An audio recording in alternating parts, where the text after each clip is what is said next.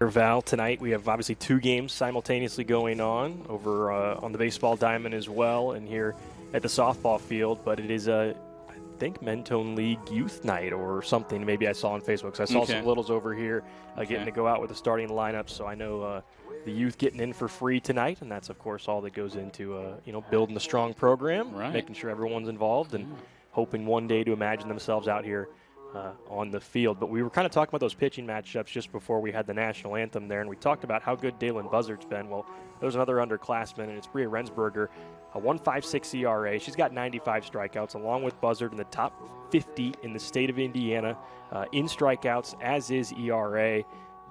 62 and 2/3 innings pitched for her, so both pitchers coming into the year just shy of 65 innings pitched. Those arms have been used, but excited to see 2 real flamethrowers in the sense of they like to pile up the strikeouts. A lot of double-digit strikeouts on the table for both of these 2 ladies. Right, and that's something that Rochester's been kind of consistently good as Rochester's program has been over the years. They haven't had that really dominant ace pitcher who can just sometimes dominate a game. And I think Bria's, and clearly as a freshman, she just doesn't pitch like a freshman. She knows exactly what she's doing in the circle, and she's really developed her off-speed pitches. It's more than just the heat. She can strike out pitchers with a breaking ball or a change. She's even worked on her changeup quite a bit. It's kind of similar to Buzzard. I got to watch her warm up, Rensberger. They don't look like underclassmen. They look like 2 players, like you said. She doesn't look like a freshman. I don't know if you would take a look at Buzzard and consider herself a sophomore either. Very imposing out there on the mounds. Starting lineups, we'll get through them as we go, kind of pick it up as we get started. Aubrey Wilson, the shortstop, leads things off for Rochester. We await our first pitch, of course. Buzzard fires it in, and it's a called strike. Looking at the season for Wilson, 16 games, a .566 average. She is leading the way in that category. Hits, RBIs, runs, extra base hits. She gets on base in multitude of ways. She can run well. 11 stolen bases for her this season. Second pitch goes outside. It's 1-1. And this is a name that we're keeping an eye on. Just a freshman here for Rochester. Yeah, she had the walk-off RBI double against Tippecanoe on Wednesday. Whips one back to the netting. Harmlessly, of course. Stays in play. Well, doesn't stay in play, but stays in the ballpark. And it goes right back to Buzzard. 11 multi-hit games this year for Wilson. She had 2 in Rochester's previous matchup against Tippecanoe. She's got 4 3-hit games. I mean, there's a lot to go on here for Aubrey Wilson. She takes a ball inside. Yeah, the ball just jumps off her bat. Count evens at 2-2. In the field for Valley, we'll get you those defensive alignments here after this next pitch. Wind blowing in just a bit. Tippecanoe Valley High School. That's fouled back. Or is it a drop third strike? I think maybe a drop third strike. I thought I heard some contact. Could have been a catcher interference perhaps, or maybe something off the glove. So it's Casey Shriver behind home plate. Obviously Dalen Buzzard on the mound. Elise Smith over at third base. Addie Dunnock at first. It's Olivia Powell at second. The bunt attempt goes down for Miller. She pulls it back in. It's outside. out in left, it's Schock. Kaylin Mans in center field, and Temperance Caldell out in right. That's your 9 on the field for Tippecanoe Valley. Well, the big news is Shriver is catching in Threlkel, and Threlkel's the DP tonight. Threlkel has done most of the catching this year. So I don't know how much Shriver's worked with Bussard, but knowing how much that stuff moves, you're kind of wondering if that was kind of impacted the Wilson at bat. Here is a bunt attempt that's popped back and unplayable for. I believe this is the first game all year where Miller has started in, but she hasn't hit leadoff. She's out in right field today. Yeah. She had a knee injury earlier in the year where she missed a couple games. But when she's been in the lineup, she's been hitting leadoff. And Wilson usually hits second. Today, Coach Coleman flip-flopped the two. Mixing things up a little bit, Coach Coleman. Jim Coleman, I believe, in his second season, Val. Yeah. So you got two coaches. I mean, Coach Barger, he coached in the early 2000s for a few years, so he knows this rivalry a little bit. But relatively speaking, first year for Barger back at Valley, second year for Coleman. Mm-hmm. So still kind of figuring out and riding their own path in this rivalry. Jim Coleman has a lot of experience in the travel ball community. So even though it's only his second season as a varsity coach, he's hardly new to the game. And the kids respect him tremendously. Stolen base attempt for Wilson. She got that one easily. It's her 12th stolen base of the year. She leads the team in that category. This is when things can become troublesome, when you've got somebody on the base pass that you have to keep an eye on, obviously. Right. Every base runner against Bussard is precious, and you have to take advantage. Does not give up a lot of free passes. Rochester trying for the second straight batter, and Braylon Hunter to bunt over that runner. Create some havoc, maybe. You know, I was talking with Braylon earlier this year, and you saw her on the basketball court. And I was like, Braylon, do you play softball? Yeah. What position do you play? Whatever. And she's playing third base today. She's played right field. She's played left field. She's pitched some. She's played some shortstop. I feel like that's the mentality you kind of have to have, especially coming in as a freshman. Mm-hmm. Just looking for that playing time. And obviously the numbers are much better for Rochester this season. Bunted foul, one of the better attempts we've seen. Val, you talked about early in the year for the first time since 2016, I believe. Mm-hmm. A couple of JV games already being played. Yeah, I think they played like 3 JV games, yeah. It's always nice when you can look at that and then try to build on, and then also to add on top of that, have so many freshmen in the lineup today for Coach Coleman.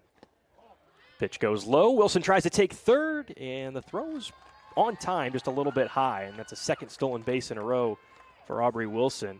So she has already been in scoring position, but now she's just one base away from scoring and cracking open the 0 on the scoreboard for Rochester. So if you're Coach Barger, do you move the infield in here?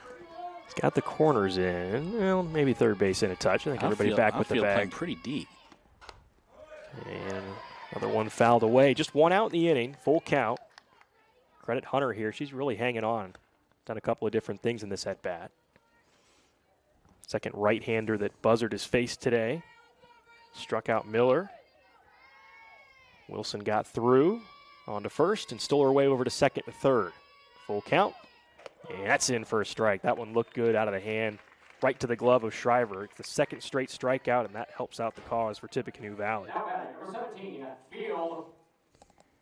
Another basketball player coming up in this lineup here. Yeah, and Jaden Field has been hot of late, hitting .370.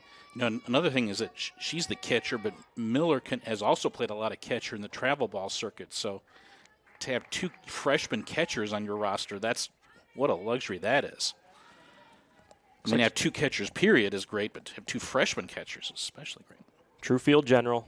You can use all the comparisons to other sports. Field pops this up. Shriver gives it a look, and she runs out of space behind her. But that is, quarterback, field general, whatever you want to say. That's typically the catcher position. Just quickly down 0-2 here. But you're right, Val. Been playing really well. 2 3-hit games this year, 5 multi-hit games, and .370. She's swinging it. Pretty good top-of-the-order production for Rochester. But she swings through that. Buzzard gets 3 straight strikeouts that gets her out of the inning. Strands the runner over at third base, and we are off to the bottom half of the first inning. Valley gets their first cracks when we come back here in a moment. It'll be Mans, Caudle, and Busser due for Valley in the bottom of the first. Rensberger on the mound. We got to talk about her just a little bit. Remind you of the numbers, just how good she has been in her freshman season. 156 ERA and 62 and 2/3 innings pitched. 95 strikeouts, top 50 in both of those categories. She's got 6 games this season with 10 strikeouts or more, most recently coming against Wabash, where she put up 10 Ks on April 30th. And, Val, I wrote down, I think her best game, even though it was kind of not the outcome that maybe Rochester was looking for, was against Carol Flora. That was back on April 6th. Yeah. Gave up just 1 earned run, but had 15 strikeouts, a career high for her in 7 innings pitched. Right, and I was at that game, and there were some errors that she had to pitch around in that game, and she struck out Carol's best hitter twice in kind of RBI situations when the game was really on the line. So, yeah, I would agree with you. She pitched really, really well in that game. Kaylin Mans is going to lead things off. Sophomore in the outfield today. She's patrolling center field. And the other thing about Rensberger is her control has really sharpened since the start of the year. I think 21 walks and 62 innings, but that walk rate has really improved over the course of the season. More confidence, probably some better weather. Yeah. Credit that. Scoreless game. Rochester sent 4 to the plate in the top of the first, and Mans gives a ride to this one out towards right, and it goes over the head of the right fielder, Miller. Mans looked it down the whole way. She's at first, turning from second, and she's going to get in with a stand-up triple. I don't know how you rule that, Val. I don't know if the sun may be playing a factor out there in right field. I'm going to go a triple, but I don't think Miller tracked that really well. I think it was hit better than she thought it was, and it just sailed over her head. Got that as the first triple of the season, 3rd extra base hit for Kaylin Mans, and Tippecanoe Valley's in business with just their 2nd batter at the plate in Temperance Caudill. Now Rensberger having to work around this. Infield corners are in a touch, swinging away is Caudill. 278, 10 for 36 this season at the plate. Not a bad clip for a freshman. Right, and Temperance is somebody else who's kind of moved around the diamond. She's played a lot of first base. She's playing right field today. 1 for 3 last night in the loss against Jimtown. Had a double and scored a run. She's going to try to bunt it down the first base line. Tough play to make for the first baseman, Hadashell. The throw, comes in just a little late. And that's going to give Valley their first run. Good little piece of hitting there for Caudill just to make the play have to be made at home plate. Right. Mans wasn't totally committed to running, but once Hadashell bobbled it, she went. And again, Coach Barger is pretty aggressive in terms of base running. He talks about it a lot. A couple of stolen bases this season already for Caudill. She's at first base. It's her 5th run driven in this season. I'm going to go fielder's choice there. Maybe not generous enough, but Okay, I had error. But you had error? Yeah. We'll go error. There's a called strike. Well, as good of a Dalen's hitting has been overshadowed by her pitching, but she is one of the best hitters in the area as well. I don't think there's anybody in the area who has more than 17 RBIs that Dalen has. She's kind of heating up, too. Last 2 games for her, 6 for 8, 4 RBIs, 6 runs, and she's homered as well. A couple of career home runs for her over the course, 5 of them, but she just hit her first one a few games ago. 4 for 4 last night. Pitches outside. Caudill steps off the bag. It's actually not a bad throw from field. I don't think Caudill was maybe giving much of a chance on that throw. Yeah, and Field's not afraid to throw behind the runner. She'll do that several times in a game. Some catchers are a little shy about that, but not Jaden Field. Swing and a miss, maybe off something there. Buzzard, who does not strike out often, just the 2nd time this season she's gone down, is set down by Rensberger, and maybe there's a little bit of confidence for her back after giving up the leadoff triple.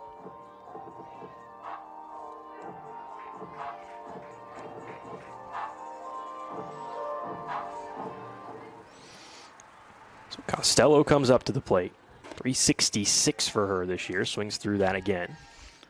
Oh, went right after her with a rise ball. Valley out swinging early. I think every hitter that's come to the plate so far, all 4 now, have swung at the first pitch. Ooh, that's a wild pitch up above the head of field, and easily in the scoring position is Caudell. Yeah, I've talked with McKaylee. She's got a younger sister who's an 8th grader. We might see her next year.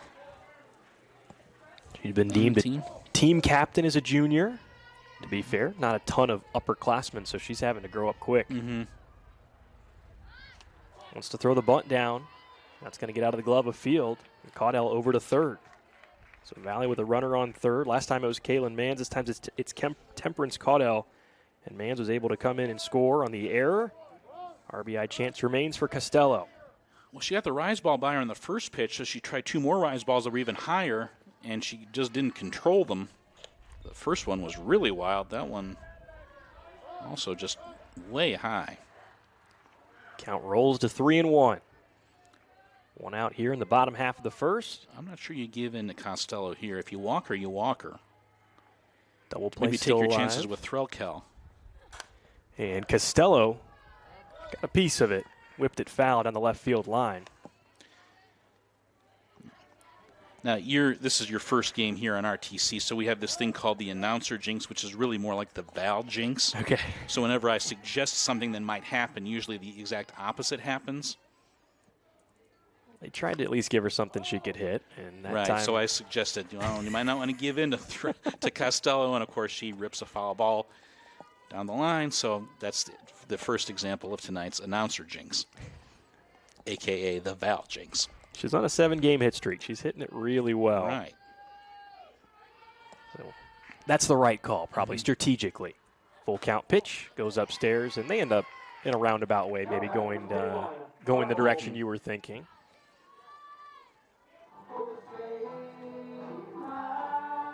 So Threkel is up at her first career home run last night.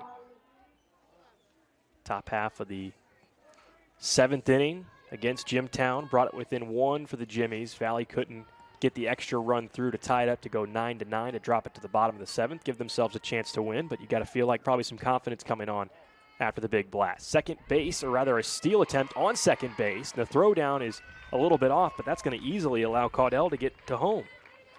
So 2-0 Valley leads.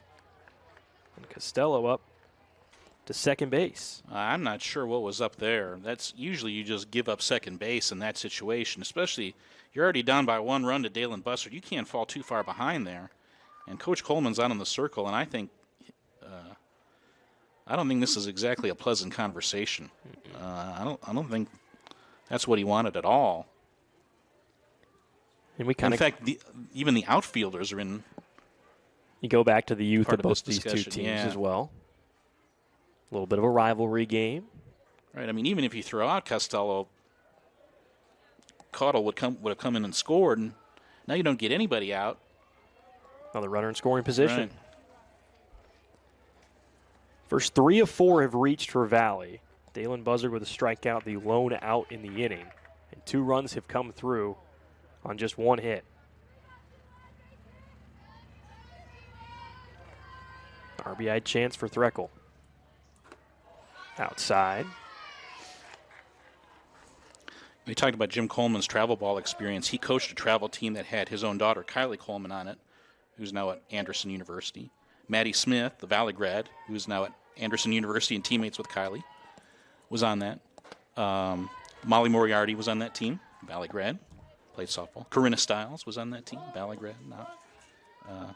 They've given up their athletic, they're not playing sports at Purdue, but great kids. And so, again, this is a pretty friendly rivalry, at least when it comes to softball. It's a rivalry, but it's a friendly rivalry. Coach Coleman, very familiar with the Valley kids. In fact, I think Caden Smollett, before she focused on basketball, she was a pretty good softball player from what we had heard.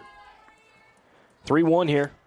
Good pitch there for Rensberger. Helps her out. And she was on that team. So he coached those kids back when they were, I think, 10U. So, I mean, he knew those kids for a long time. So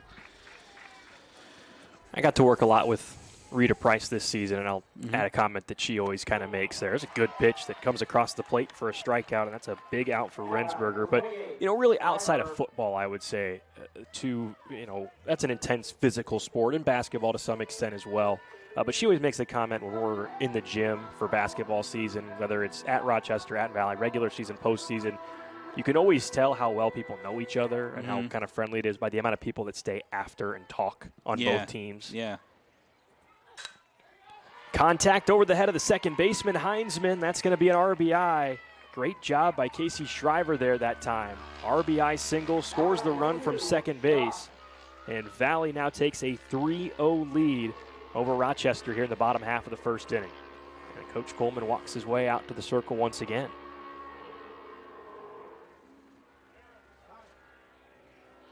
And that's going to be it for Rensberger, it looks like, Val. Yeah, struggled a little bit today. Not helped out by our defense much. We'll get a new arm into the game for Rochester just in the bottom of the first. 2 outs. That's all Rensberger was able to collect. It's frustrating, like you said. Right. And part of it, too, was Rochester was supposed to play Warsaw tomorrow. That game got canceled for mysterious reasons. The weather forecast is beautiful for tomorrow. Something about Warsaw not having enough pitching was the reason we had heard, but I think he wanted to give Braylon Hunter some innings in that game in the circle, but now that that game's been canceled, now that he's down by 3 runs, I think he might want to try option B here. So Hunter will head on into the game. We'll give you the numbers on her.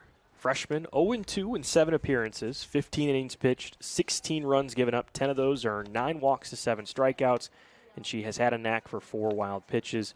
342 opposing batting average, but the sample size not very big with Hunter. And kind of to your point there, Val, she's adding on here and getting that experience with these innings early in this game.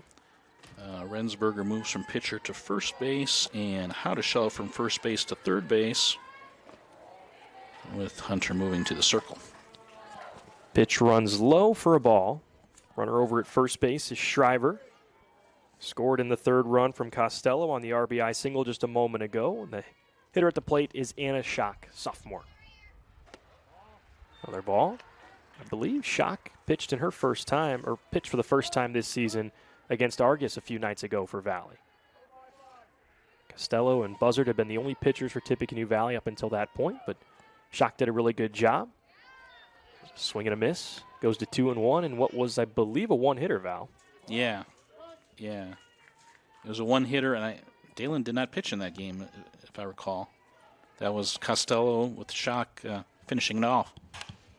Some contact here to the left side of the field. Picked up. Good throw to first base for Howdeshell over to Rensberger, and the inning is over, but not before. Tippecanoe Valley tacks on 3 runs. They put up a crooked number in the bottom half of the first inning, and we drop to the second inning here from Tippecanoe Valley High School. Valley puts up 3 runs in the bottom half of the first inning. Good chance for Rensberger here to make an impact in this game offensively. Not the start for her. 2/3 innings pitched there in the first. Gave up 2 hits, 3 runs, 2 of which were earned on a walk and 2 strikeouts. Some difficulty in the field for Rochester, and it started really right away. Kaylin Manns blasted a triple to right field, and it just floated over the head of Miller out there in right. Kind of made it a tough read, and anytime runners are on base, that changes the way you approach a lineup. Well, Bailey, the exact opposite has happened over across the parking lot. Rochester scored 3 in the top of the first in baseball. Valley now batting. So how long can we play this mirror game between softball and baseball? Right. Swing and a miss for Rensberger, 1-1. We were kind of wondering, would Rochester play Valley in softball? Would they play each other in baseball? And as it turned out, they both at the same time, just like the old TRC days. There's a called strike again, and yeah, that's something to think about too with Tippecanoe Valley joining the Indiana Northern State Conference next year. What will that look like as far as the regular season schedule? I would assume these teams will stick together and play just like they have in the other groupings of sports we've had this year. I would agree, and I would imagine a double round robin in baseball, so they'll play 10 conference games and maybe even the same thing in softball. Strikeout there, Rensberger, 1 away, nobody on for Dalen Buzzard, her 4th K of the game. That's actually her 5th K. Technically 5th, she struck out all 5 batters she has faced. There's a bunt, not a bad roll. Off to the third baseman and up to the first baseman. That's Smith to Dunnock. 1 pitch, 2 away. Sometimes that's all you need for a pitcher like Dalen Buzzard, is just a couple of runs early in the first. Really allows you to lock in and attack a lineup. Riley Heinzman steps up. Sophomore can play everywhere as well. Same time in the infield and the outfield. There's a bunt that is popped. Foul. Yes, Miley is one of the few players you will see who throws lefty and bats righty. And she can play second base, which is not where you think to put a left-handed second base. But we saw Molly Moriarty play 4 years at second base, and she threw lefty. So it can be done. It can be done. And Molly hit righty as well. Ooh, that came inside and got Heinzman, looked like on her left leg. And that's where she's grabbing, maybe that knee area. So we'll get a time here as she gets a chance to collect herself. Second time she's been hit by a pitch this season. That's just not a lot of protection there, Val. Yeah. Especially if it hits you right on the kneecap. So she'll get looked at. She'll go off to first base. 2 outs here in the top of the second inning. Valley a 3-0 lead. Miley also an all-conference goalkeeper for the soccer team. 153 saves is what I saw from last season. Yeah, she was a little too busy for, I think, everybody's for liking her. Of course, the Rochester girls soccer coach is Chantal Rensberger, Bria's mother. Miley getting helped up. Still grabbing that left knee. Curious to see if she gets run for here or not. Batting 7th in the lineup today for Coach Coleman.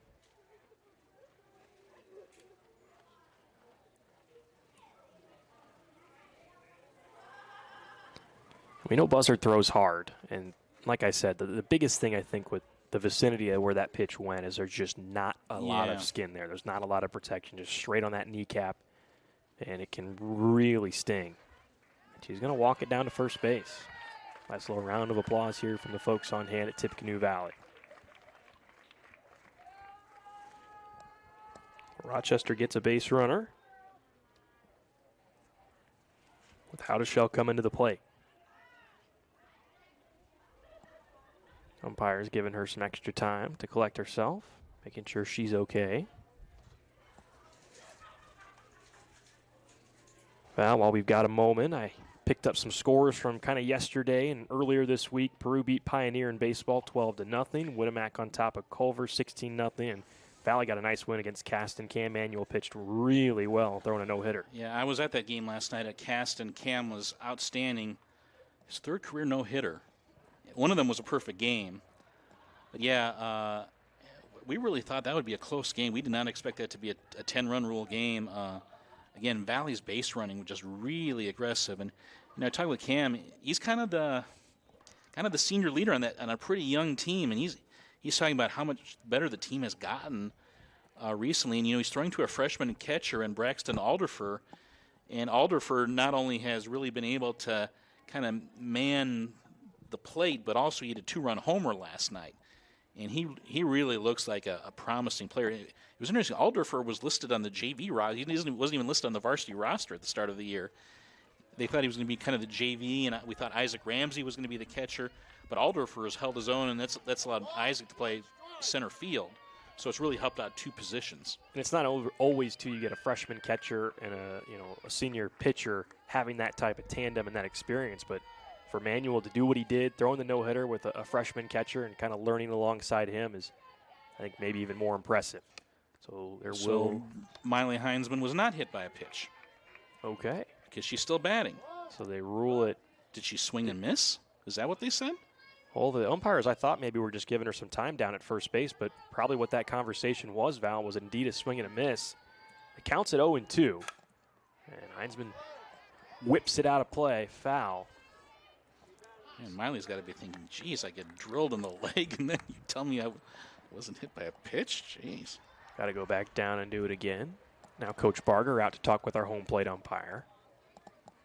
I don't see any defensive changes for Valley out in the field. Not sure what this conversation could be. If they're saying maybe it wasn't a foul ball, is Coach Barger perhaps saying that it should have been 0-2 to begin with? And that last pitch that came through would have been strike 3 before the foul. I'm just grasping here. I don't know. Coach Barger himself an umpire? Yes. I asked him, he said he got his umpire's license 35 years ago. Heinzman pops it up. It's going to be in the infield, now into the outfield grass. Foul. Man, that really drifted and carried with the wind. You can see where the wind is blowing here from left to right at Tippecanoe Valley. We're facing straight northeast almost Right. directly northeast here. Right, that's what you need to know when you come to either a softball game or a baseball game at Valley. It's a pretty bare, it's kind of bare. We're in the middle of nowhere, so the wind just has an impact on everything that goes in the air here. 3-0 Valley lead, 0-2 count. So, yeah, that was a long run for Olivia Powell, and she just couldn't get there. But, yeah, the wind can play a massive impact on pop-ups, whether it's softball or baseball here. Still fighting with the 0-2 count after taking a pretty tough pitch off the knee. Heinzman being told she had to go back to the plate, and that's going to catch the corner for a called third strike. So 3 straight strikeouts, or check that, no, 2 strikeouts in the inning for Buzzard, and we are off to the bottom half of the second from Valley. All right, we are back at Valley. It will be Dunnick, Powell, and Mansdu for Valley in the bottom of the second. So 8-9-1 turns back over for Tippecanoe Valley. 3 base runners, check it, 4 base runners reached in the first inning, 3 of which scored. And Dunnick now an opportunity to make her mark in this game. Long run for Rensberger over at first base, and she actually collided with the Rochester dugout. Didn't hit the chain too hard. She'll retreat to first, and instead it just goes as a foul. Now, we mentioned that the Rochester will play Warsaw tomorrow, and that game's not going to happen. Rochester's next game is Monday at Peru. And Rochester's still, even at 3-2 in the conference, they're still right in the mix in the conference. Everybody in the TRC has lost at least one conference game. So Rochester's right there, and, you know, they're at Peru on Monday. That's certainly going to be a game where you want Bria ready to go. North Miami, I believe, follows that up as well. And then at North Miami on Wednesday. And that should be a winnable game if you're looking at the record. The big upset earlier in the week with North Miami beating Manchester. Manchester had been playing really well, and North Miami had been struggling badly. And North Miami beats Manchester 8-7. Meanwhile, Southwood lost their first conference game to Lewis Cass. We thought that would be kind of a real down-to-the-wire game, and it went 10 innings. Lewis Cass pulled that one out. Slow roller to third, picked up by Howdeshell. Throw on to first just in time. It's good work over there. 5-3 it goes as Dunnick is out. Second straight time the play has come the way of Howdeshell over at third. But yeah, I was going to ask you about those TRC standings because you're right, Val. Everyone seems to be 3-2, 3-1, or somewhere in the mix. Palton's pitch inside. Yeah, there's just a lot of parity. There's a lot of parity in the conference. There's just a lot of capable teams. And again, I wonder. It still just seems like the travel ball factory. Even on the teams that aren't, thought of as powerhouse teams, they've got travel ball kids, and you get a hot pitcher and a good night, and that's really where it lies in high school softball and baseball. It comes down to pitching 9 times out of 10. Right. It used to be It was 2011 when they moved the rubber back from 40 feet to 43 feet. That also changed kind of the landscape of softball. It used to be where you were just watching the pitcher and catcher play catch. It was just a good pitcher was so dominant. This has got some life out to left field for Powell, but it'll be an easy grab for Schock. And there are 2 gone.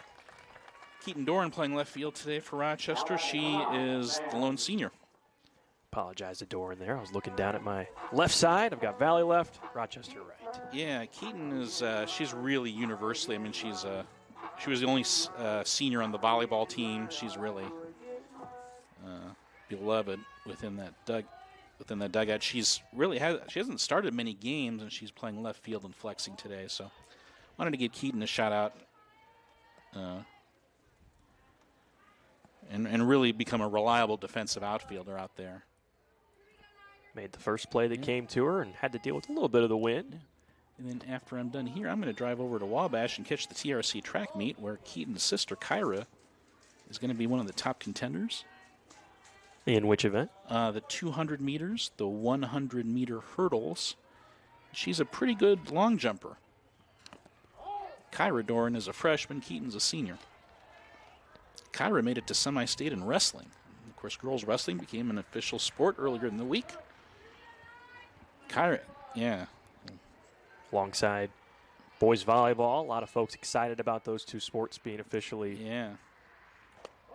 sanctioned there. There's a strike. Yeah, I'll be curious to see how they wound up doing a state tournament. We had the regional and a semi-state on Friday afternoons, and in fact, I think the state meet was on a Friday afternoon at Kokomo. I don't know that IHSA will want to do it that way. What are their ideas for? Will we have a state meet at Gainbridge Fieldhouse like we do for the boys, or? Yeah, I mean, could you do? I'll be honest with you. I don't know. I think Kokomo High School was more than big enough to handle what they had this year. Easy fly in the infield for Howdeshell. She's been busy over at third base rather. 1-2-3 inning there, and not a bad little second inning for Hunter. We're off to the top half of the third here from Tippecanoe Valley. First time through for Dalen Buzzard, not too bad. Just one base runner. That was the leadoff hitter in Wilson, dropped third strike rather. Wilson was stranded over at third, and it's been pretty clean for Buzzard since. First pitch strike to Howdeshell. We have a baseball update. Rochester leads Tippecanoe Valley 4-0, top of the second. RBI double by Brady Coleman. He is Jim Coleman's nephew. He is Jason Coleman's son. Jason is an assistant coach on Jim's staff. Swing and a miss, 0-2. Everyone seems to have a connection around here. When you get two teams that are about 15 miles from each other, 15, 20 miles relatively. Yeah, Brady Coleman, a very fine freshman for the Zebras, and I think we might see him on the varsity basketball court next year as well. The only problem is that Rochester has so many returning players that he might get stuck on the JV, but he had a very good year on the JV basketball squad. Swing and a miss. Ball gets out of the glove, though, of Shriver. She'll throw to first, and it's going to go off the head of Howdeshell. She looks to be okay. That's why you've got the helmet there. And she'll take first base. So second time that a would-be strikeout, or still goes down as a strikeout, but runner advances over to first base, and Howdeshell.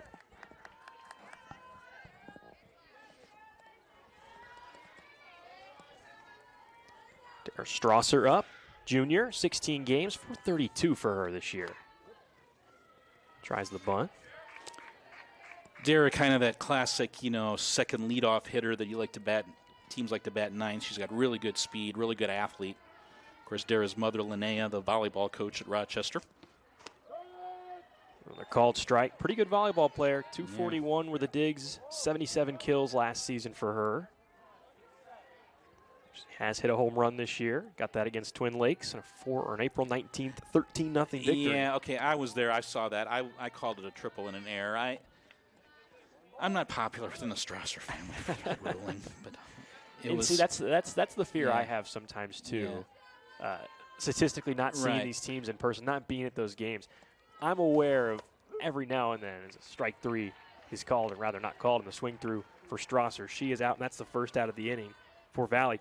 I always wonder about that in a sense. I always think, how many of these are the little league home runs, if you will. Sometimes they get called that. Right. Running around. And not to say that she didn't get all the way around and there wasn't an error, but I do wonder sometimes, are these home runs inside the Parkers, or do they clear that wall? Yeah, it was inside the Parker. Yeah, it was. That's what I was. It was a well struck line drive to the right center field gap. I thought but again, I think it would have been a triple, but the center fielder missed the cutoff. Goes back to the top, and Wilson just barely gets a piece of it. There's going to be no play. Howdeshell's able to move to second, so it's first and second with one out for Rochester. Really the best opportunity they've had all game comes in the top half of the third with just one gone. Yeah, that was the definition of a swinging bunt. So now Miller, who struck out her first time through, squares the bunt, drops it down, a pretty good one. It's going to make Buzzard make the play down to first. She throws it below the legs, or below the glove, into the legs of the first baseman, Dunnock, and that's the first run of the game is scored that way. Rochester manufactures a run. They've got runners in the corners. Just a low throw there. It would have been close. Now the Zebras really have something going. You know, Aubrey Miller, I mean, her speed, I mean, she's, you know, just a natural slapper. I mean, she hits lefty. I mean, just gets quickly out of the batter's box. You have to pounce on that ball quickly. It's a tough play. And she's got, and not only that, she's pretty tall. She's got tall, long strides. You can see why Aubrey Miller is a very good soccer player as well. So Howdeshell comes through, and she scores. That gets the 0 off the scoreboard for Rochester, 3-1. Coach Barger is going to come out to the mound and talk with his sophomore pitcher. The rest of his infield group. Blizzard's going to keep the ball. She'll continue to pitch here. This was a pretty good stretch for her last time through the order. Braylon Hunter will come up to the plate. She struck out. Jaden Field followed that. It was a string from Miller down to Rensberger of 4 straight strikeouts for Buzzard. So you've got to feel comfortable in at least her ability to get some of these batters out. But now the difference, base runners on. You have to think another bunt might be in order here. First and third, and a strong swing through for Hunter. Right, and you also have to wonder if Miller's going to be on the move here. And I imagine Coach Barger, he talked about that with the kids. What are we going to do if Miller takes off? Should we just let her have second? And again, you've got an inexperienced catcher, and Shriver hasn't caught a whole lot. Runner stay put for the time being. Good whip on that pitch. Gets through the bat of Hunter. It's 0-2. Strikeout would be big for Buzzard and Tippecanoe Valley. I'm liking what you were thinking, Val. I say put it down here. Valley's had trouble in this inning fielding. Long run for Shriver, and she makes the grab with the left glove. Runner will look to tag. Now Valley perhaps has the runner at third in trouble, and nobody's at second base, so the runner will move up from second. In Miller. Great grab for Shriver. Oh, my gosh, that was a sensational play. I mean, got to locate that and then make a diving catch at it. So that gets an out. Hunter is set down. Field is up. It's Coach Barger again talking with our field umpire. Curious as to see, is he going to potentially see if there was a tag here over at first? I thought there was plenty of time in which Miller would have had to get up and get over, but she'd go back to first base. Yeah, I think that's my best guess. With everything that was going on over here, I'm not sure if you had a clean look from either umpire. We were just admiring the catch so much that we didn't see the base runners tagging. Credit Shriver, she popped up quick. She was ready to go. Fully extended. May have just saved a run for Valley. 2 outs here and 2 runners in scoring position. Buzzard will have to go over Field, go after Field. Got to watch the pass ball here, although there's probably only about, 8 to 12 feet behind home plate for really anything to get through. Yeah. Not a ton of space, but with speed over there at third, can't rule it out. Swing and a miss, goes to even 1-1. There is Allie Field. She's a 7th grader, and there's McKenna Field. There's a 5th grader, so we've got a lot of fields coming up. All basketball and softball? I know all softball. I don't know about the basketball part, but I know softball. Swing and a miss, goes to 1-1. Jaden claims she's the nicest one of the 3. We'll see about that. Kind of hard to, I think, officially give the grade there on the 5th and 7th grade. I know how I was at those ages. To be said you're the nicest at this level, that's nicest. Not a fair evaluation at the time, maybe. Nicest personality. Yes. Okay. 1-2 for Field. Just have to put it in play here. And the other thing about Field and Miller is that they're both top 10 students academically. And Field does just that. Puts it in play. Long run for the left fielder, Shock, and she comes in and makes the grab. That is the end of the inning, and out of it easily. And that's actually Lily Shepard out in left field now. It was originally Anna Shock, and I saw number 5 there. I think that was Shepard who came in and made the grab. So just one run for Rochester, though they did start to see some bends and cracks maybe from Dalen Buzzard. They'll look to add on to that as they try to get back out of this inning. We're off to the bottom half of the third. In the Valley order. Caudill reached last trip through on an error. Would come around to score. Buzzard, a rare strikeout in her previous at-bat, but they are facing Hunter for the first time. That was back when Rensberger was still on the mound. I just got a message from a person watching the game in Missouri. Name? Sophie Bussard. Of course, she is Dalen's aunt. Another year of eligibility for her. Yeah. Running it back. I like that. Yeah. Yeah. Sophie's deserved a lot better than all the injury problems she's had. And, of course, she was going to play in the NCAA tournament back in 2020 before that got canceled. So, big part of that Southeast Missouri State team. I mean, she got to be she was going to be a starter. I mean, she was a starter in 2022 or 2023. Yeah. 0-2 to Caudill. And again, I'll say this about Sophie and I'll say this about Dalen. They're great, great, great people who just happen to be great, great athletes, too. That helps. Yeah. That's the best part about this, too. Low pitch. Didn't even get past the plate before it hit the dirt. 1-2 to Caudill. Dalen got an opportunity to play a little bit of basketball last year. She kind of floated on and off between JV and varsity. Potential certainly there with her size. Oh, there's a good pitch. Just catches the top corner. Strikeout. Kind of hard to judge the angle for me. I'm off left at the plate. You're a little bit more straight on. It looked like a good pitch with some solid movement. Yeah. Yeah, with Rensberger, Hotteshell, and Hunter, Rochester has three pitchers that are pretty capable. And even Dara Strasser, if you needed her in a pinch, she could pitch as well. I think about Strasser, she's a lefty arm. Yeah, and left-handed pitchers, whether it's softball or baseball, they're worth their weight in gold. Direct line to the wall off the 200 sign in right field. And it was hit so hard that it's not going to allow an opportunity for Buzzard to grab an extra base. So single for Buzzard with one out in the inning. Man, it doesn't even seem like she swings hard and she can hit it like that. Kind of like my golf swing. They say, just hit the ball. Just make contact. And I still can't do that, though. Buzzard's going to take second base on a ball that pops out of the midfield. I've seen Hunter try to go back to that same spot that she struck out Caudill on. Costello's turn, a walk, stolen base. And she came around to score Tippecanoe Valley's last run. She's going to try to drive in. It's next. The runner on second.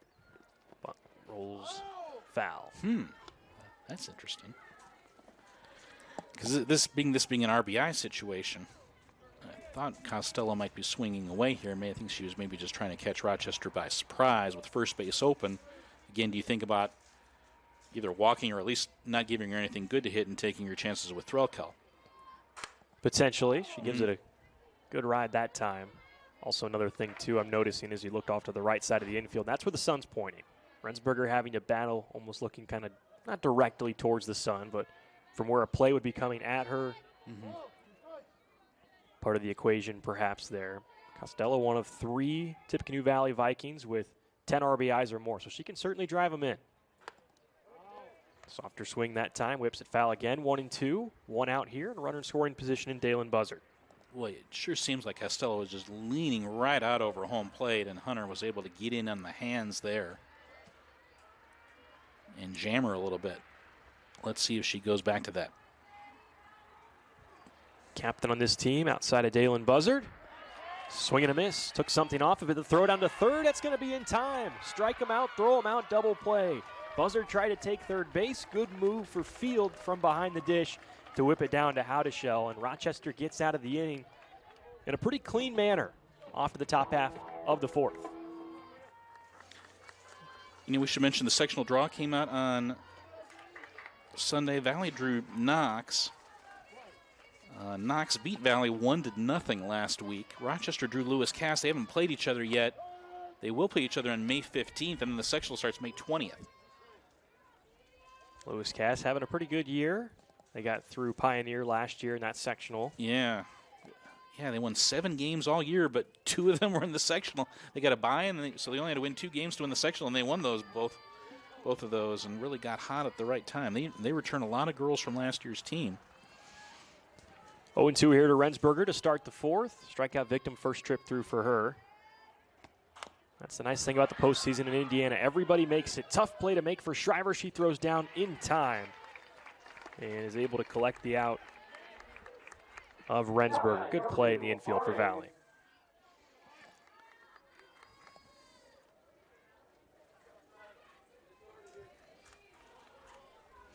Right, if Valley beats Knox, then they would play Rensselaer in the semifinals. Valley beat Rensselaer in the sectional final last year. That Rensselaer team last year had nobody older than a sophomore on it. They had no juniors or seniors. So they're still young, I would imagine. But everybody in that sectional has lost at least 4 games already this year. So that's going to be one of those sectionals where whoever gets hot for a week can emerge and win a sectional. Obviously, Kankakee Valley being at home, and they're the biggest school enrollment-wise, and they play a tough schedule. They play more 4As than anybody else in that sectional. I guess you'd have to say that they'd have a chance, but again, any team with Dalen Bussard on it is going to have a chance as well. 0-2 and a wild pitch for Harding. Yeah, looking at that sectional once again, Knox and Valley will face off on May 21st in the first game. 1-0 victory for Knox against Valley on April 24th, and you mentioned it, Val. 1-0. Some things you can take from that, some things you can't always take from that, but a pretty clean game from both sides. Right, Dalen had 14 strikeouts in that game, so. She collects another one. That trip through for Harding. It's a swing and a miss, and there are 2 gone in the 4th for Rochester.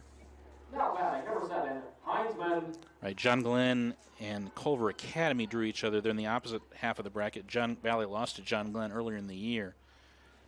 Haven't played Culver Academy this year. Culver Academy is one of those up and down type of programs where the roster changes just about every year. And winner of that would play, or is it what? I think Kankakee Valley and Glenn, Kankakee Valley plays John Glenn, and the winner plays Culver Academy. Okay. Yeah, that one was a little funky when I looked at it, just because the records. Yeah. Of course, it's a blind draw, so not driven by record at all, and that kind of plays with you when you look at it visually. Yeah, Valley and CMA, the only 2 schools right now that are under 500. It's a sectional it's full of teams that have won a few games. Heinzman got hit again, it looked like. Yeah. Kankakee Valley's at a beautiful stadium. The softball, baseball, and football stadiums are all on school grounds, kind of within this huge parking lot there, and just a gorgeous athletic complex there. 0-2 to Heinzman, just sticks the end of the bat out, draws it down to second base, where Powell picks it up, drops it off to Dunnick, and it's a 1-2-3 4th for Dalen Buzzard. We are off to the bottom half of the 4th. All right, we are back at Tippecanoe Valley High School. It will be Threlkel, Shriver, and Schock due for Valley here in the bottom of the 4th. They're up by 2. Baseball update, Rochester leads Valley 5-0, top of the 3rd. Credit Braylon Hunter. She's done a really nice job coming into this game and kind of working around some trouble in the frame in the first that she came into.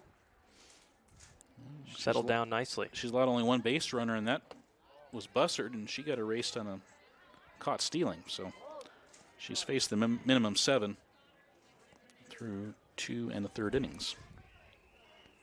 Homer last night for Threlkel. And this up the middle, going to be a tough play for Heinzman to make it second. She fields, throws in on time to Rensberger. And there is 1 gone in the 4th.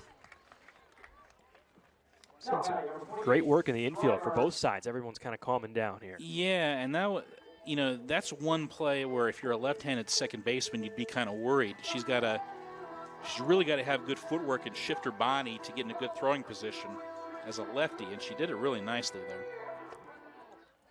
Visually, it was a really good shift for her. Shriver's turn up. Single for her back in the 1st. Takes a pitch inside. And now a conversation down the third base line. Coach Barker and the home plate umpire. And we play on, looks like. Got a chance to talk about the Tippecanoe Valley sectional. Didn't get too much to tap into the Rochester sectional, but that's another good one. A lot of great teams in that one. Winnemac drew Pioneer. The winner will play Wabash. That's one half of the bracket. And then Rochester drew Lewis Cass, and the winner will play North Judson. And again, buys are so, I mean, obviously you want to buy in any sport, but they're especially important in softball and in baseball because it allows you to kind of organize your pitching, and you don't have to wear out your pitching. Again, Lewis Cass came out of nowhere to win that one last year, so you'd have to say Pioneer would be favored going in. 4-pitch walk to Shriver. Second time that she has reached this afternoon. I guess there's so much for this afternoon. It's this evening at this point, 6:30 here local time. This game got pushed back. Weather concerns potentially, maybe. Yeah, but we were worried. Really Yeah. dry. Yeah. Pioneer beat Winnemac 5-1 earlier in the year.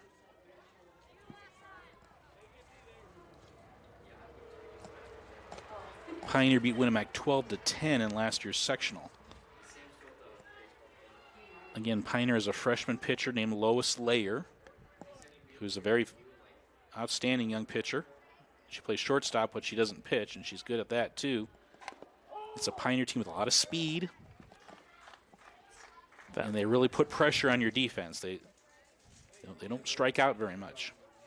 Again, Winnemac, Coach Jenny Belcher does a great job every year with her team. They've got a freshman pitcher named Adriana Hall, who is very strong, and they have another pitcher named Brooke Roush, who's, if Hall is their 1, then Roush is almost like a 1A. I wouldn't even call her a 2. She's outstanding as well. Don't tell me she's an underclassman. Yeah, she's a sophomore. Okay. And then, so it's kind of the theme of underclassmen pitchers this year. We got sophomores and freshmen all around. Right, not only contributing big innings. 1-2 for Schock. Runner over at first base. 1 out gone in the bottom half of the 4th. Rochester 2-1 head-to-head matchups of the teams they've faced in the sectional so far this year. Upstairs and a quick check down to first. It is just, it's just so hard to win a sectional. Rochester hasn't won one since 2012, and it hasn't mean they haven't had any good teams since 2012. They've had a lot of good teams since 2012. They've had multiple D1 players. Off the inside of the bat, another tough play for the second baseman Heinzman to make, and they'll say Schock beat her down the line. Ooh, that was awfully close, and kind of going back to that left-handed second baseman situation again, Val. Yeah, and it had kind of some funky spin on it. It was kind of spinning away from Heinzman as well. Good hustle by Schock. Dunnick steps up, ground out towards third, her first time through. Runners first and second, though. Their big opportunity for Valley. The lead just down to 2. All 3 runs for Valley back in the first. And swinging first pitch is Dunnick. That gets down in front of the left fielder, Doran. She has trouble with it for a moment, but everyone's going to move up. And it's bases loaded for Tippecanoe Valley. And Olivia Powell.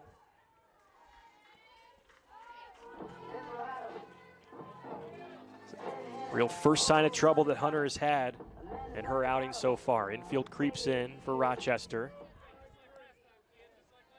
Fly out for Powell last time. Back in the second, but an RBI chance for her this time. Down by 2, and with a great pitcher like Bussard in the circle for your opponent, you have to play the infield in here. I don't think there's much of a decision for Coach Coleman. And I've got her yet to record a hit this season in 11 games. She's been in the lineup for 4 of those. Quickly down 0-2. This would be a big one for that first one.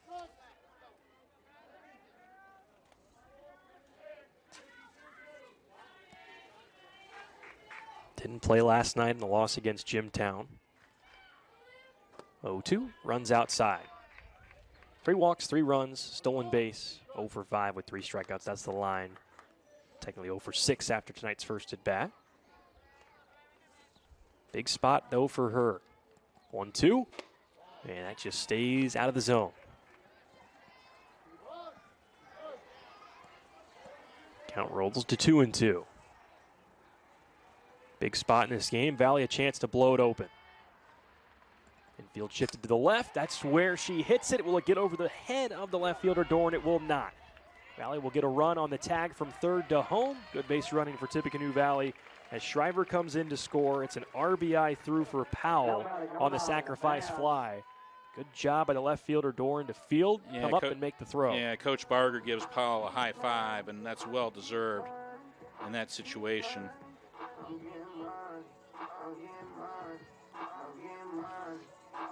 Again, every run matters when you've got Bussard pitching the way she is. To make contact in that situation when Rochester's really trying to get a strikeout. Kaylin Mans gets a third opportunity. 1 for 2 today. Kaylin Mans is very fast. Scored a run, tripled. This off the end of the bat, popped up in the infield. Shortstop Wilson comes onto field, and she easily makes the grab. So threat eliminated for the most part. 1 run does come in to score on the Olivia Powell sacrifice fly. A productive inning, but could have been more for Tippecanoe Valley. We're back to the top of the 5th. All right, we are back here at Valley. Valley leading 4-1, top of the 5th. Howdeshell, Strasser, and Wilson due for the Ladies' E's against Bussard.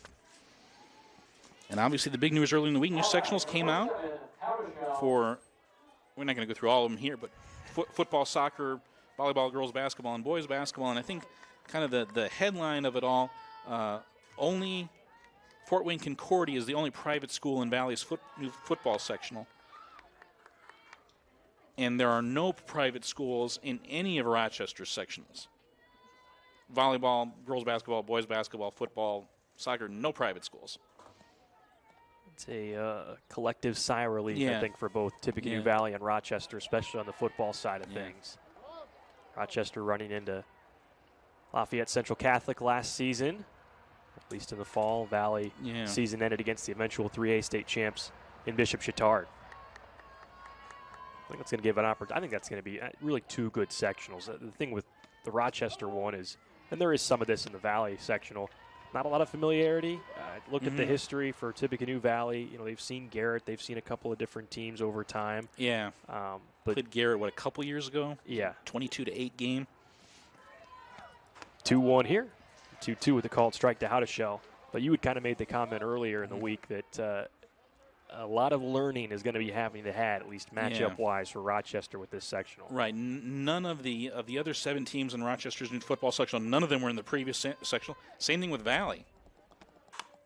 Howdeshell puts this between 2 outfielders, or it's going to get in front of the right fielder, Caudell. And she's aboard, leadoff single in the 5th. I did spent some time on MapQuest. It is 92 miles from Valley to Angola. It is 71 miles from Valley to Woodland. I've been to West Noble before. I think it's only about 50.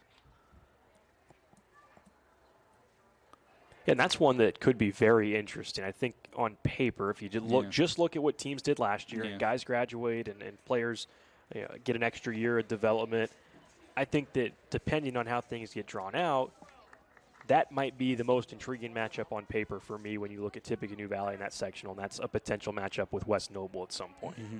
Yeah, West Noble had a great year last year. Unable to find the ball was Shriver. And I think they may have called that a strike. And they do.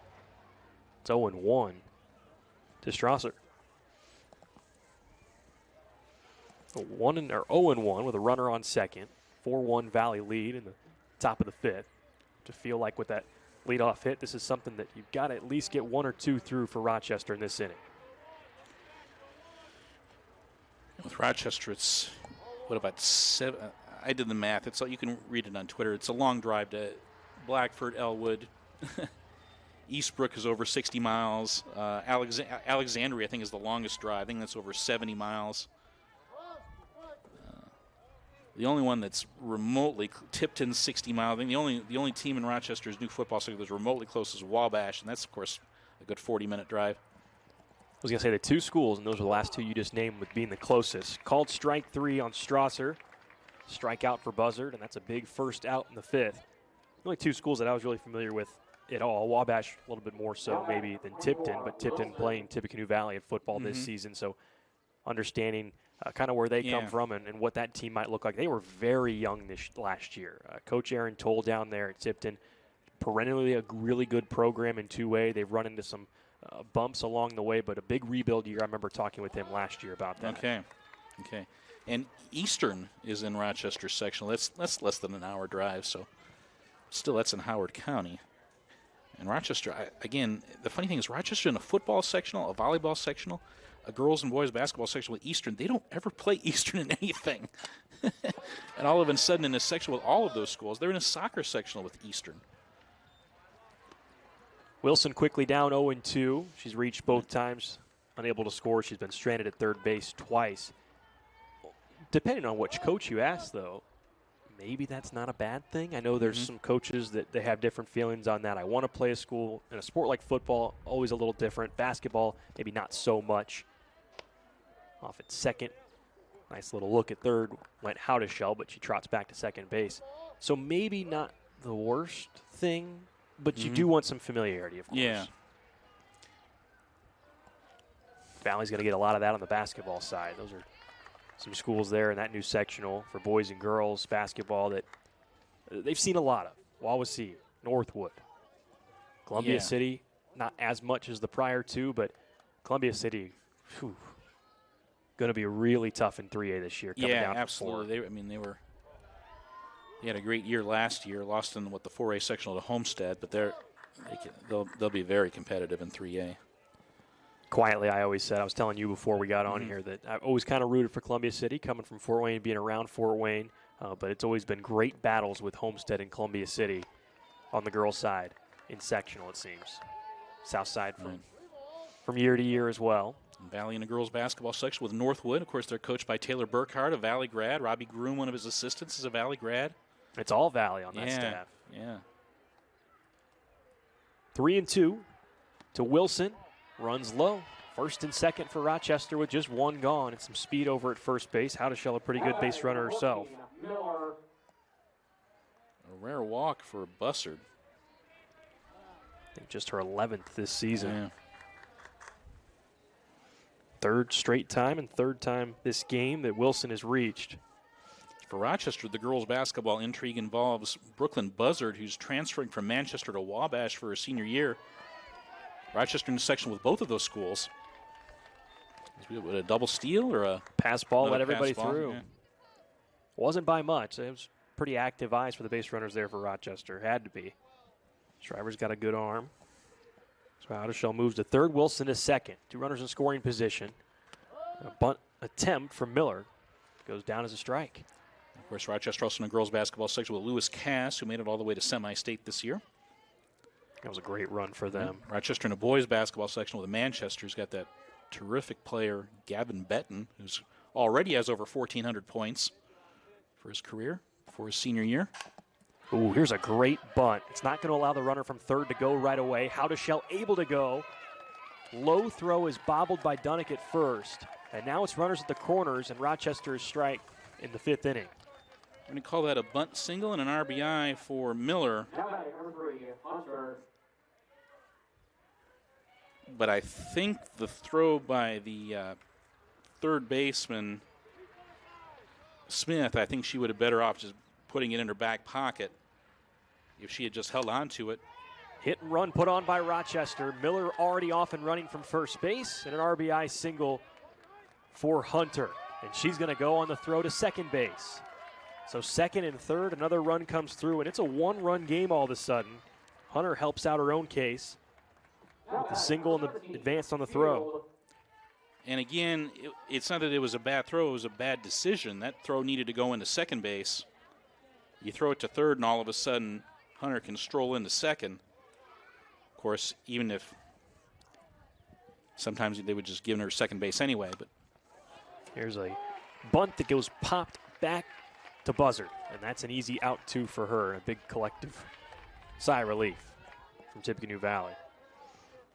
Number 12. Still not out of this yet, though. Rochester, as close as they have been to getting this game back to tied since the first inning. Put up one run in the third, two here, and there's a line down the, going to be a base hit down the line in the left field. trouble with the handle. 2 runs come through for Rochester. It's 5-4 Zebras on what we'll call a single with an error there from Rensberger. You know, I was just going to say that she's really been, you look at her average at 237, not eye-popping, but she has been improving of late, hitting-wise. And wow, what an impressive rally by Rochester. All of a sudden up 5-4. Zebras are close to batting through.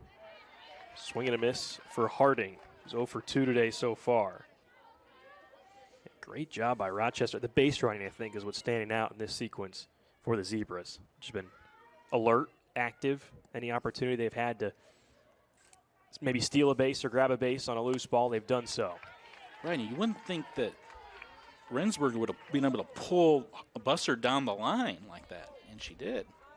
She kept it fair. That was as fair as it gets on those tight plays over at third. Yeah, I think that's been one of the issues for Rochester this year. How do you find a way to score runs against good pitching? And they've been able to. This is really a breakthrough for them if they can hold on here. Still a long way to go, but this is progress. Well, a game we thought it might be closer to 3-2 or somewhere along those lines with 2 great pitchers on the mound. It's 5-4, and we're not even through the 5th yet. Called strike 3. Buzzard gets out of it, but 8 go to the plate for Rochester. They score 4 runs. It's now 5-4. The Zebras have their first lead. All right, we are back here at Valley. We go into the bottom of the 5th. The Lady Vikings are due, and it'll be Caudill, Bussard, and Costello, 2, 3, 4 in the Valley lineup that are due up. Judging that last pitch there from Braylon Hunter, a little low. She kind of looked to the dugout immediately as well. I wonder how long, the leash is here potentially. Is Caudill down to first base? Rensberger easily steps on the bag, and there's one gone. Maybe that just takes, maybe there's that jinx that you were talking about, Val. But I was going to make the point that she's only pitched 15 innings this season. She hasn't gone very deep into a lot of games, and that's not always something you worry about with softball. Obviously, the pitch count not a factor there, but certainly this is a spot for her that she's not familiar with probably all the way.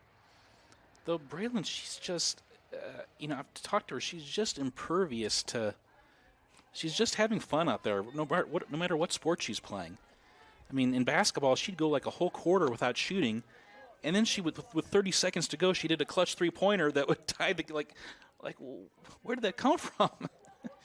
She's just, she's just a fun kid, just having a lot of fun out there. And I think she's got that same attitude softball-wise as well. She just has no memory.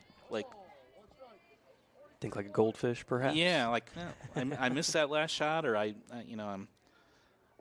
walked that last batter. I'm just competing, just having fun and competing. 2-1 to Buzzard. Valley already. Yeah. Again, the thing about another thing about Dalen as a hitter, we saw her, she hit that ball off the wall in right field. She hit the ball anywhere on the field, and she hits it hard.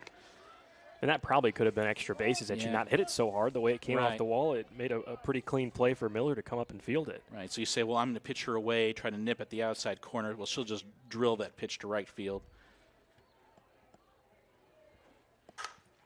Some good contact out to right center, and it gets down into the gap. Buzzard's going to try to take second. Now she hightails it back to first base. Probably a good call. Another good play out in right field by Miller to get that in. Back-to-back singles for Buzzard. Runner on with 1 out for Valley. Michaeli Costello, relatively quiet for her standards. Walk, came around to score in the first, stolen base, but a strikeout since that point. Now she drops a bunt that goes foul. She was quick down that line. Yeah, Michaeli had a great volleyball season.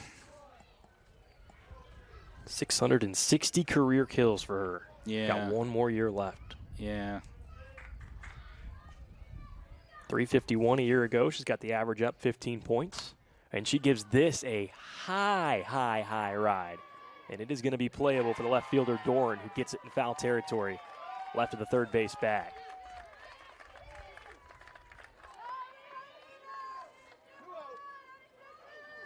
Now batting, number 21, Ruckle. Buzzard over at first. Caitlin Threckel's turn. Now, if you're Coach Barger, do you consider having Bussard run in this situation? Second base not being looked at too much. Streichel gets off. Some soft contact picked up by Hunter and over to the first base for Rensberger. Becomes a non-factor on the base pass. And instead, it is a pretty clean inning minus the single from Buzzard. 5-4 Rochester heads into the top of the sixth with their first lead after tacking on 4 runs in the fifth. All right, we're back at Valley. It'll be Heinzman, Hadashell, and Strasser, the bottom third of the Rochester order, due here in the top of the sixth. Heinzman's had a tough go with things. Not necessarily what she's been doing at the plate, but if you remember back in the second inning, she took a pitch off the knee that she swung through in the recoil of getting hit by the pitch. And then she had to go back and she fought. Fouled off a lot of pitches. Ultimately went down to the strikeout. Yeah.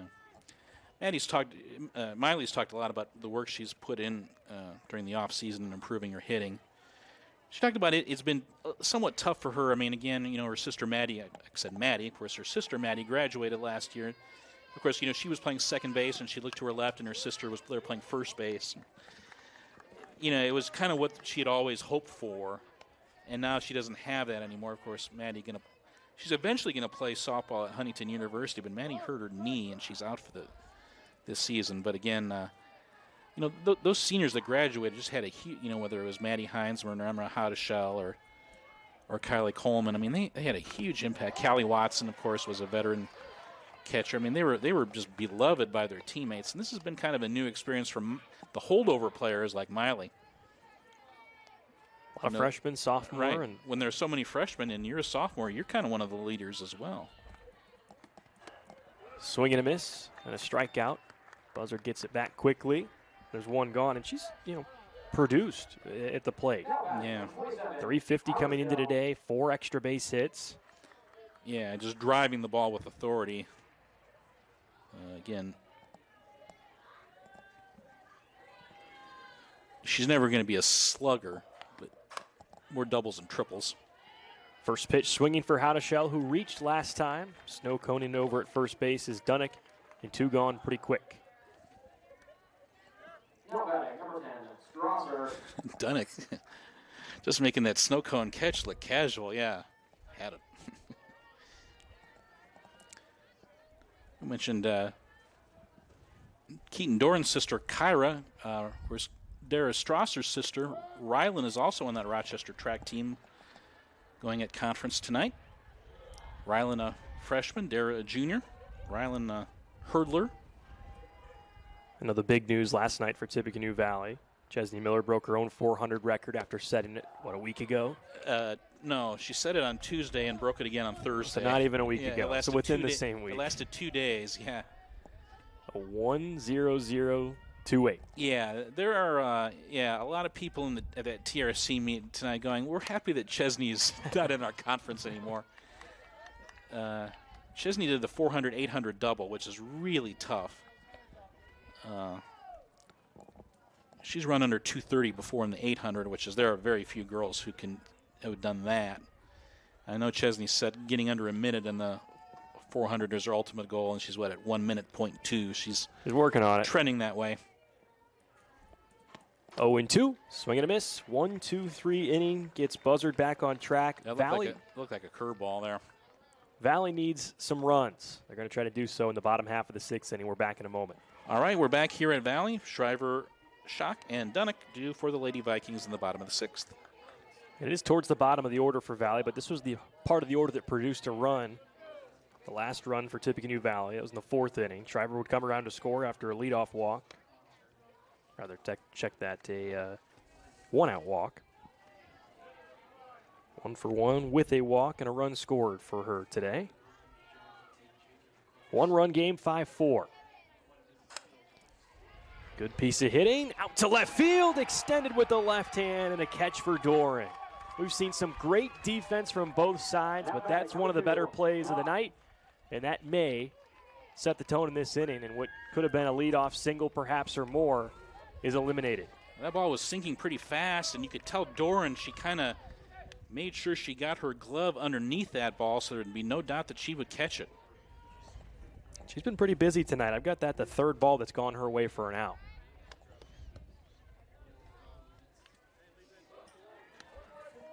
Shock takes pitch upstairs.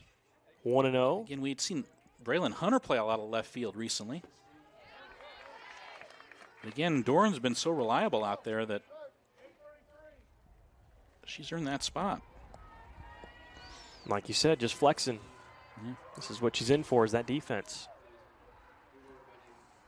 One upstairs. I got to talk to Brian Barger a couple weeks, about 3 weeks ago, a month ago, and I asked him, I said, why did you want to be the coach at Valley again? And he said, 20 years ago I wanted to be a dad.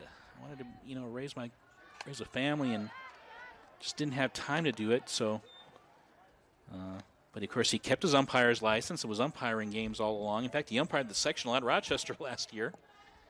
And just a great guy, but definitely had an idea. Again, not new to softball. I mean, he knew what he wanted to do and how he wanted his team to play, and he knew that there'd be some losses to graduation.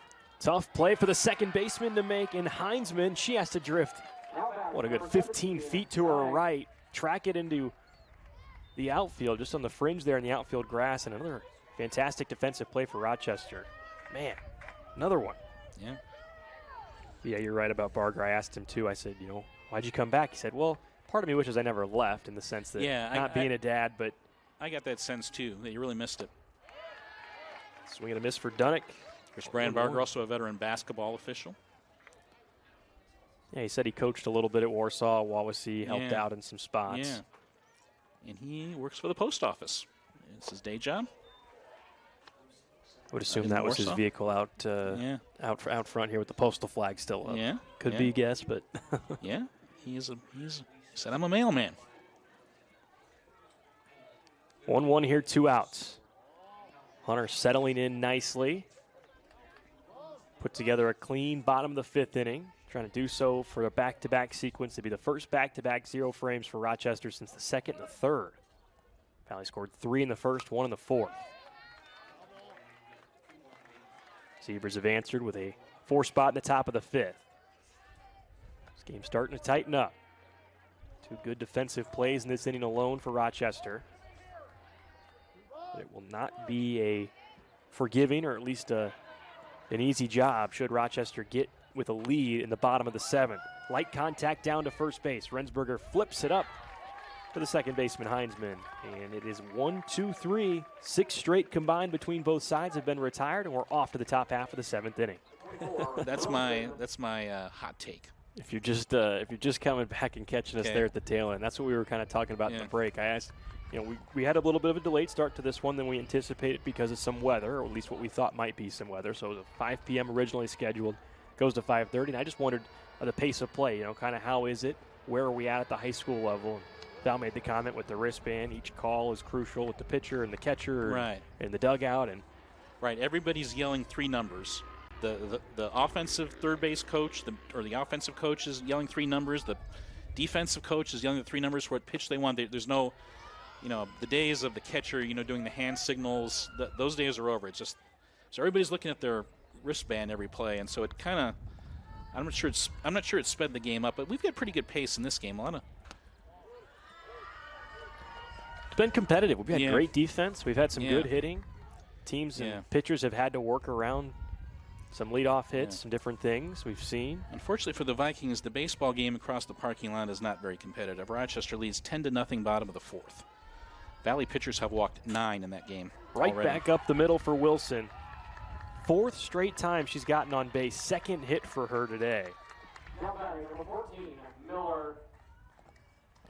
Our light applause from our producer, Caleb Wilson, who might or might not be related to Aubrey.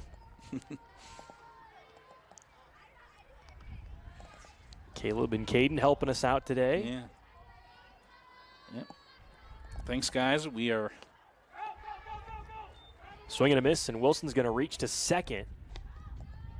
In scoring position goes Aubrey Wilson with Miller at the dish. Drove in a run last time up. Reached twice, single and RBI back in the 5th inning. That was part of that 4-run 5th for Rochester.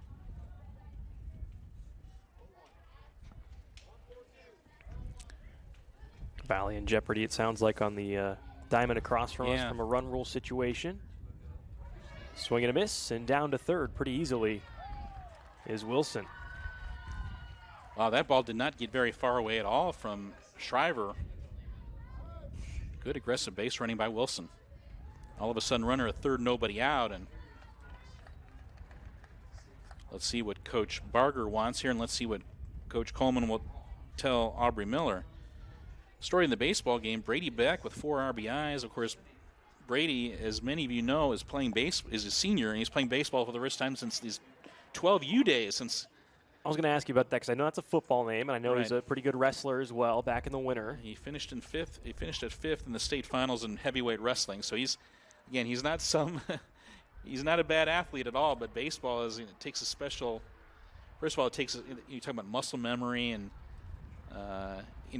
how your hand, just again, you talk to baseball players and they say, I just knew it was a curveball. I just threw my hands out of the ball and I hit it. They don't think about it. And for Brady, he's had to work at it a lot, but he's hitting over 300 on the year. He's just such a special athlete, and of course, an outstanding all-conference lineman on the Rochester football team as well. And of course, his younger brother Brant is playing some right field. He's 1 for 3 tonight. So both Beck brothers playing varsity baseball for the first time. That's the last thing you wanted if you were Rochester there. Miller bunts it foul with 2 strikes in the count. She is out, and Wilson has to stay over at third. Valley was cheating in down the third base line with the third baseman Smith coming in to make the play on a would-be bunt. So Coach Barger perhaps getting his girls aligned correctly, or at least what they thought Rochester would go to, and they do. For the moment, Wilson remains at first. Braylon Hunter a chance to help her own cause with a would-be insurance run, and that's a nice stop by Shriver to keep it in front. Did Buster get hurt on that play? She certainly winced. She landed awkwardly. And the pitch reflected that. I was looking down for the moment as I saw the pitch was rolling in the dirt. And I can't tell if, like you said, she landed awkwardly, so could be more so that right leg maybe.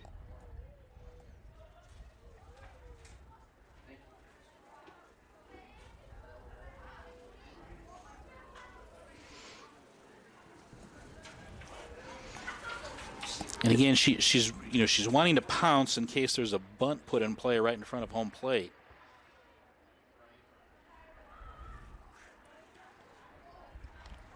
Count will be 1-0. Looks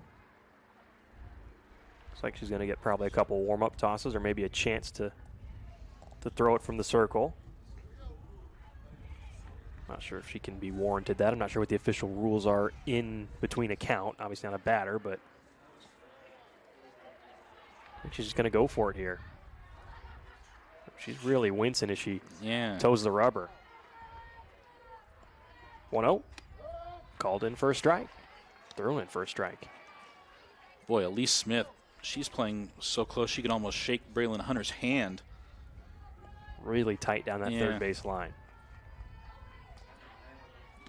Another one. Jammed up inside was Hunter. And a 1-2. Buzzard thinking strikeout. Rochester thinking contact. Something deep enough with the speed for Wilson, and the outfield would probably score. You got Shepard out in left. Mans in center and Caudell out in right for Tippecanoe Valley. 1-2 with an out. And that's low. Stopped by Shriver, maybe caught a little bit of dust at home plate. Count drops to even. Jaden Field awaits on deck. Rochester trying to vie for an insurance run. And that would be big. Valley hasn't put together more than 1 run in an inning since the first. This is straight out to center field, over the head of the center fielder, Mans. Wilson will easily come in to score. Valley having trouble with it out in right field. They put their hands up as looks like the ball is out of play. So I believe it's going to go as a ground rule double, and it got jammed in that chain link fence underneath the tarp straight out to center field. I should say tarp, the signage there that lines the outfield. It's kind of... Umpires are going to talk here. Coach Coleman just waved Hunter around. Just you run her all the way around the bases and let the umpires sort it out. And they're going to throw her back to second base. You know, it looked like initially that it could have been a playable ball, but it was almost like the way that it... I don't know, that was a weird one. Weird one to judge out in right center. Nonetheless, RBI double for Hunter. Yeah, again, I don't know what the ground rule is. It didn't. it didn't leave play, but it kind of, yeah, like you said, it went under the tarp but against the fence, so it wasn't like you can just grab it real quick. When Caudell went down to grab it, it looked like she really had to give it, give it a good twist to get it out of whatever it was caught into. So insurance run pokes through for Rochester in the top of the 7th. 6-4 Zebras lead. Pitch is low to field.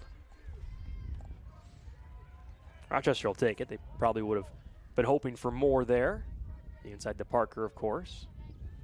But with some speed and some good base running for Miller, already in scoring position, and their chance to bring her in anyway. Good bunt down the third base line. Fielded nicely by Smith over to first. Dunnick makes the play at first. Back to third. Ooh, that was a closer call than you would like. That's not Miller over there on base. I misspoke earlier. That's Braylon Hunter. Miller came in. She struck out. It was Wilson who came in to score.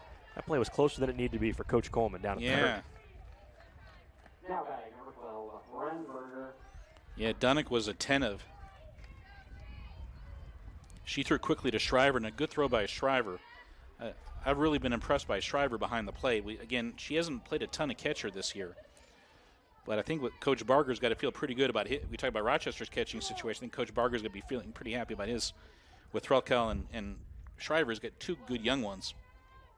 So 2 outs now for Valley. Swing and a miss. Big take. Another throw down to third. They were testing Braylon Hunter. Good job by Shriver into Smith. Rensberger drove in with an RBI single, 2 RBIs back in the 5th. She was the one that really blew that inning open. You can still see Dalen Buzzard wincing on that right leg there, Val. She kind of comes to toe the rubber.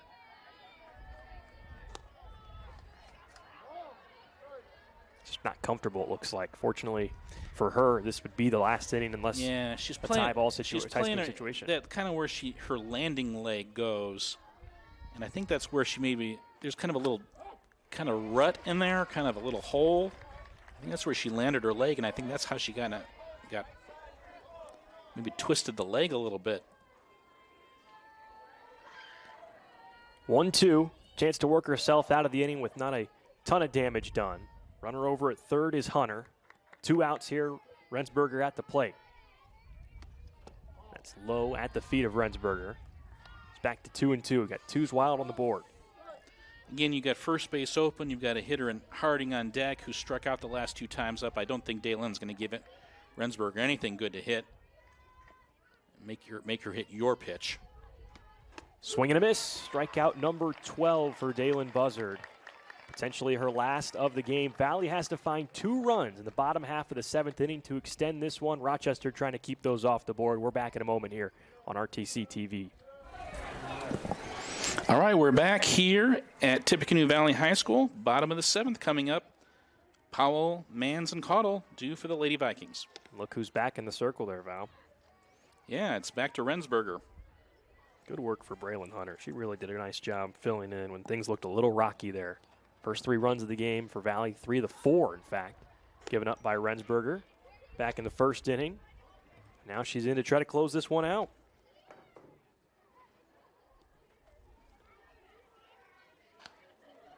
She got 2 outs in this game so far, 5 1/3 for Braylon Hunter.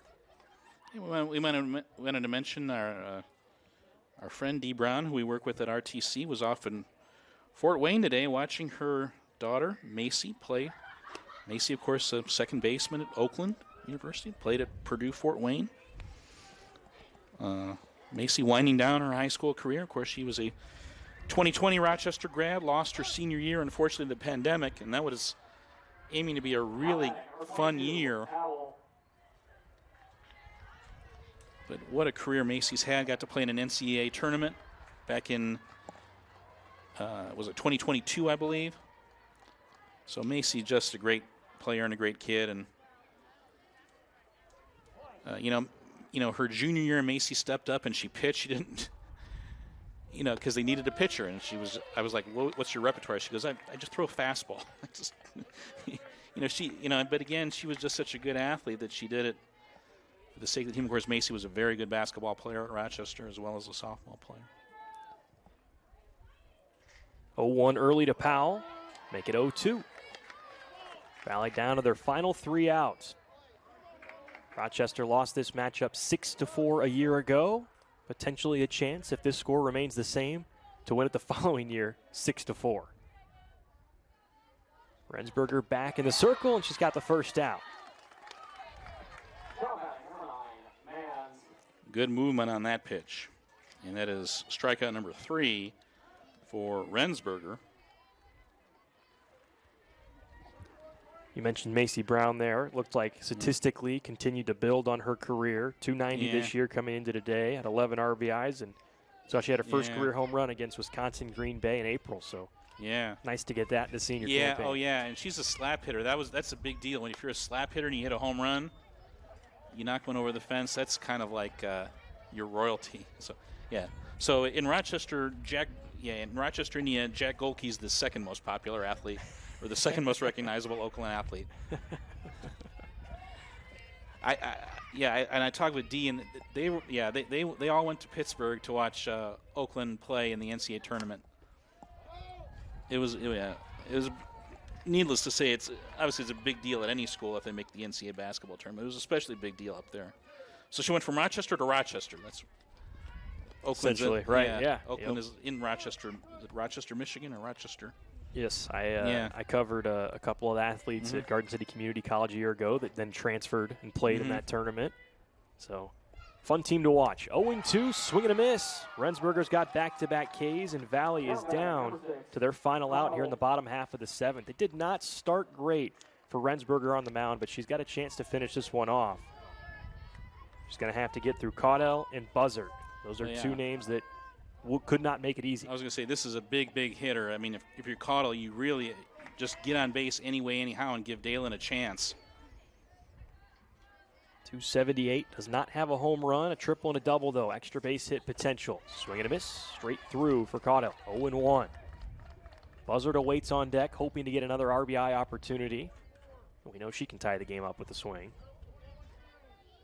Interesting how high Rensberger holds that the wristband there.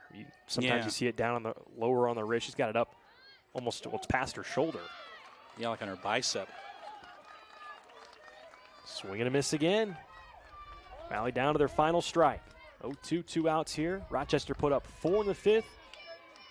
And that was the would-be go-ahead RBI by Braylon Hunter. Or excuse me, yes. This one runs low. Howdeshell helped out as well. Singled in that 5th inning. Wilson, Miller. Rensberger actually take that back. She's got a chance to close this one out. She had the go-ahead RBIs. Yeah, 1 for 4, but the one was a big one. 1-2, swing and a miss. Rochester avenges a loss from a year ago by the same score, 6-4, as they move to an overall total of 8-9. Valley drops to 6-8.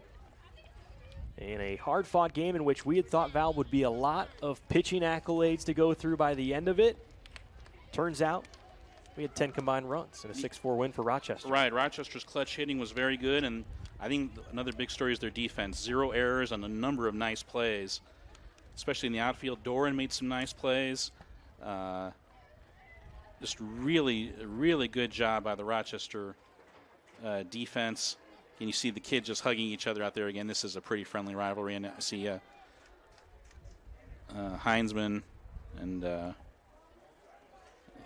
giving a hug to Schock. Gabby Medina's not in the lineup tonight, but I know she's hugging a lot of the coach, assistant coach Caudell. This is a pretty friendly rivalry through travel ball days. I know there's a team called the Indiana Rush out of Fulton where I know players from both of these teams play. So it's a pretty friendly rivalry. And it's awesome, too, in this game. I feel like you mentioned the error there for Valley. Rochester, a pretty clean slate in the field. I don't think a team necessarily lost this game. I think a team won this game, and both teams really were able to kind of get better throughout it. Yeah, and this was a big breakthrough game for Rochester to win, to beat a really good pitcher and to find a way.